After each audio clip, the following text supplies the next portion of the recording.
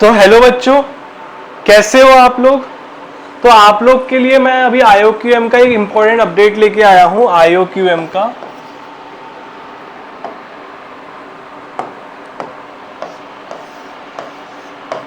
का एक important update लेके आया हूं मैं।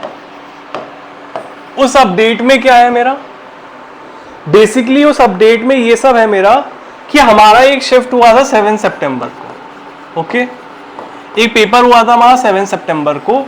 उसमें कुछ बच्चे नहीं दे पाए थे, उसमें कुछ बच्चे IOQM नहीं दे पाए थे कुछ प्रॉब्लम्स की वजह से। तो उनके लिए अब IOQM क्या करने वाला है कि 28 सितंबर को फिर से करने वाला है।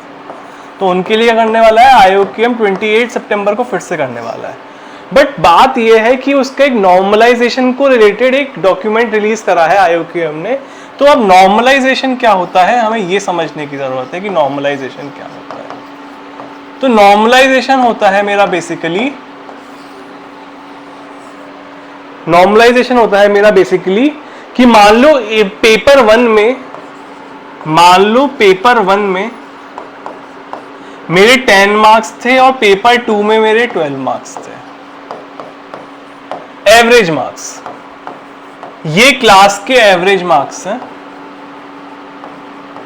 क्लास के एवरेज मार्क्स थे। पेपर 1 में 10 मार्क्स, पेपर 2 में 12 मार्क्स, क्लास के एवरेज मार्क्स।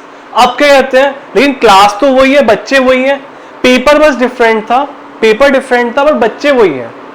तो क्या कभी ये वाले बच्चे क्या पेपर 2 के बच्चे क्या इनसे ज्यादा इंटेलिजेंट थे? नहीं, बच्चे तो वही हैं। तो अब क्या करना चाहिए, हम क्या करते हैं, एक नॉर्मलाइजेशन स्कोर लेके आते हैं। क्या करते हैं, हम नॉर्मलाइजेशन स्कोर लाते हैं और इस 12 को क्या करते हैं, हम 10/12 से मल्टीप्लाई कर देते हैं। तो जैसे ही मैंने इस 12 को 10/12 से मल्टीप्लाई करा, ये ओवरऑल स्कोर क्या बन गया मेरा 10। तो इसको हम क्या बोलते हैं, इस 10/12 को क्या बोलते हैं, हम 10/12 को हम नॉर्मलाइजेशन फैक्टर बोलते हैं।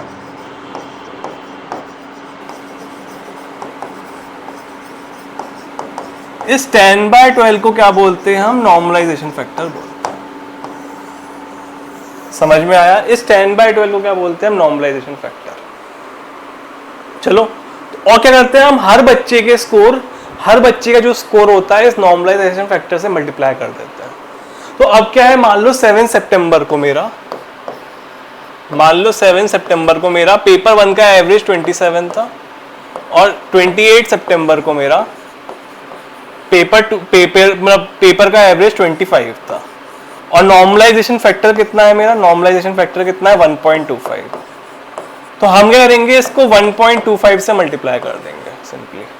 और मतलब हर बच्चे के स्कोर क्या करेंगे, हम 1.25 से मल्टीप्लाई कर देंगे। क्या करेंगे, हम हर बच्चे के स्कोर को 1.25 से मल्टीप्लाई कर देंगे। तो इस तरीके से हमारा क्या होगा कि हमारा नॉर्मलाइज स्कोर निकल के आएगा। SSC CGL का नाम सुना है, उसमें भी बहुत ज़्यादा नॉर्मलाइजेशन होता है। उसमें अराउंड 30 शिफ्ट्स होती हैं और हर शिफ्ट के लिए एक नॉर्मलाइजेशन फैक्टर निकल के आता है और फिर उसको हम क्या करते हैं, उसको हम नॉर्मलाइज स्कोर करते हैं। समझ में आया? Thank you.